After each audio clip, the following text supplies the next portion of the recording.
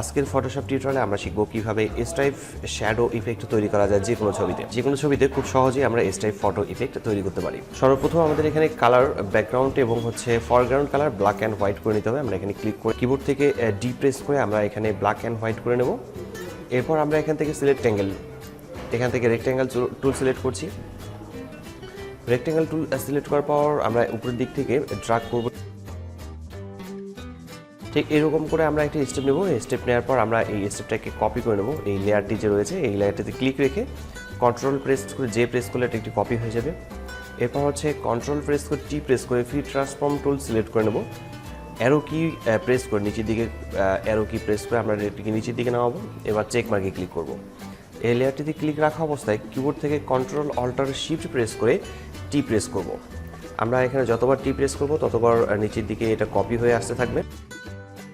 আমরা এই লেয়ারটিতে ক্লিক রেখে আমরা রেক্ট্যাঙ্গেল সিলেক্ট করে রাখার পর এখানে ক্লিক করছি। এখানে ক্লিক করার পর আমরা এবার সবার শেষের দিকে এখানে একটা বার্ড শেপ এখানে ক্লিক করে নেব।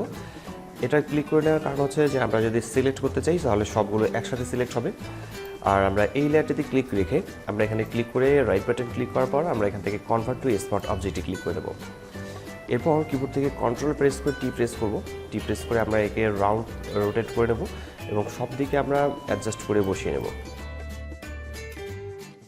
চেক মার্কে ক্লিক করার পর এরপর আমরা চলে আসছি ফিল্টারে ক্লিক করে আমরা এখান থেকে ক্লিক করব ব্লার থেকে আমরা এখানে ক্লিক করছি কোশ্চেন ব্লার থেকে আমরা নিচের দিক থেকে যেমন আমাদের এখানে পার্সেন্টেজ 0 থেকে রেডিয়াস 0 থেকে আপনারা একটু ধীরে ধীরে এই রেডিয়াসটা একটু বাড়াবেন।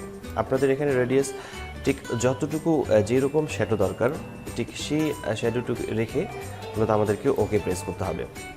আমি এখান থেকে শ্যাডো রাখছি 20 পর্যন্ত।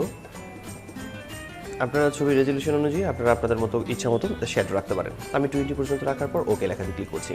এরপর ছবিটি একটু জুম করেছি, দেখতে পাচ্ছেন যে এখানে শ্যাডো চলে আসছে এবং স্টেপ শ্যাডোগুলো এখানে শো করছে। আর এখানে অপাসিটিতে ক্লিক করে আমরা এর অপাসিটির সাইজটিকে যেমন আমি এখান থেকে রাখছি 70% রাখলে এই অপাসিটিটা উজ্জ্বল এবং শ্যাডোটাও ঠিক থাকবে এবং ছবিটাও উজ্জ্বল দেখা যাবে। ঠিক এটা পূর্বের অবস্থায় ছবিটা ছিল এরকম এবং শ্যাডো ক্রিয়েট করার পর ছবিটা আমরা দেখতে পাচ্ছি ঠিক এরকম আসছে। ঠিক এভাবেই খুব সহজেই আমরা যে কোনো ছবিতে স্টেপ শ্যাডো তৈরি করতে পারি। আশা করি বিষয়টি বুঝতে পেরেছেন। কোথাও সমস্যা হলে কমেন্ট করে জানাতে পারেন, আমি প্রতিটি কমেন্টে রিপ্লাই করি। আজকের টিউটোরিয়ালটি এখানে শেষ করছি। ভালো থাকবেন, সুস্থ থাকবেন। ধন্যবাদ সবাইকে। আল্লাহ হাফেজ।